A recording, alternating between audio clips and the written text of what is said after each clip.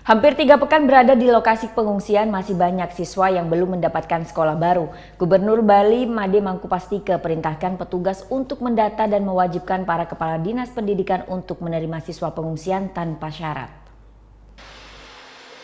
Pasca pemerintah menetapkan status Gunung Agung naik ke level awas, banyak sekolah di radius 12 km dari kawah Gunung Agung tidak lagi beroperasi karena para guru dan siswa harus mengungsi.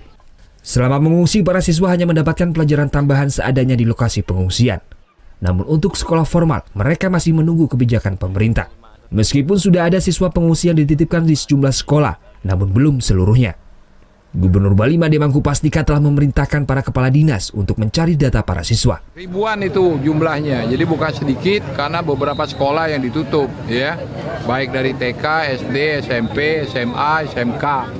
Tapi saya sudah perintahkan bahwa mereka harus diterima di semua sekolah yang ada di tempat mereka mengungsi. Jadi tidak ada alasan untuk mereka tidak diterima. Saya katakan mereka harus diterima tanpa syarat. Karena namanya orang ngungsi, mungkin pakaian seragam tidak ada, surat-surat tidak ada, dan sebagainya. Cukup dia ngaku saya kelas 5 SD, maka dia harus duduk di kelas 5 SD.